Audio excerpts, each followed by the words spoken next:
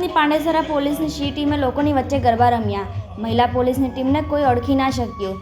ગરબે રમતી મહિલાઓની સુરક્ષા માટે સી ટીમ ટ્રેડિશનલ ડ્રેસ પહેરી ગરબા રમે છે। ગરબા દરમિયાન કોઈ વ્યક્તિ મહિલાઓ અથવા યુવતીઓને પરેશાન કરે તો તુરંત સી ટીમ એક્શન લે છે।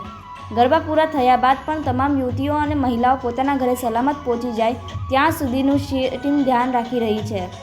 ગરબા પૂર્ણ થયા બાદ તમામ લોકોને પોલીસની સી ટીમે યુવતીઓને વિશેષ માર્ગદર્શન આપ્યું। આપણે મહિલાઓ માટે સી ટીમ બનાવેલી છે, બધાને ખ્યાલ છે। તમને કંઈ પણ તકલીફ હોય, રાત્રે પેટ્રોલિંગ હોય છે અને પોલીસ તમારા માટે 24 કલાક કાર્યરત હોય છે। મહિલાઓને કોઈ પણ પ્રોબ્લેમ હોય તો સી ટીમ પોલીસ સ્ટેશનમાં બનાવેલી છે, જેમાં એક પોલીસ સબ ઇન્સ્પેક્ટર છે, મહિલા એ અધિકારી છે અને એના અંડર 4 ગર્લ્સ હોય છે। અમે એ પોલીસ કોન્સ્ટેબલ હોય છે।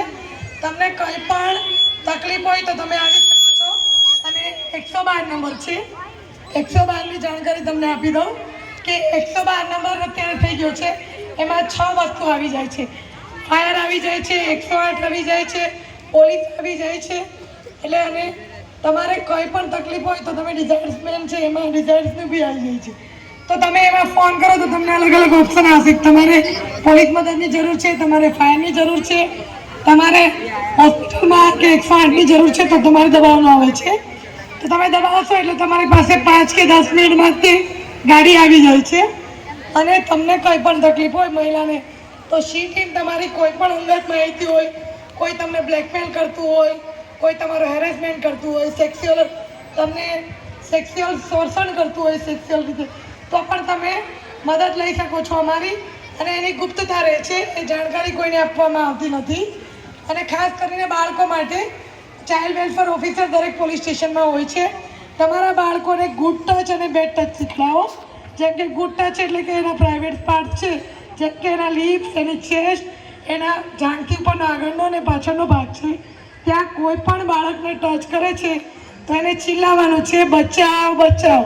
અને છતાં એવું કરે છે તો પોતાનું રક્ષણ કરીને આ વસ્તુ મમ્મી પપ્પાને કહેવાની છે। જેમ કે કોઈ પણ વ્યક્તિ હોય, અડોસ પડોશમાં હોય કે પોતાના ઘરમાં અંકલ હોય કે પપ્પા હોય, સ્કૂલમાં હોય કે રસ્તામાં હોય, કોઈ પણ વ્યક્તિ તમને આવું કરે તો મમ્મી પપ્પાને જાણ કરવાની છે, પોલીસને જાણ કરવાની છે। અને તમારે નાના બાળકોએ કોઈ પણ અજાણ્યા વ્યક્તિ ચોકલેટ, રમકડા, ગિફ્ટ કંઈ પણ વસ્તુ આપે તો લેવાની, વ્યક્તિઓ જોડે જવાનું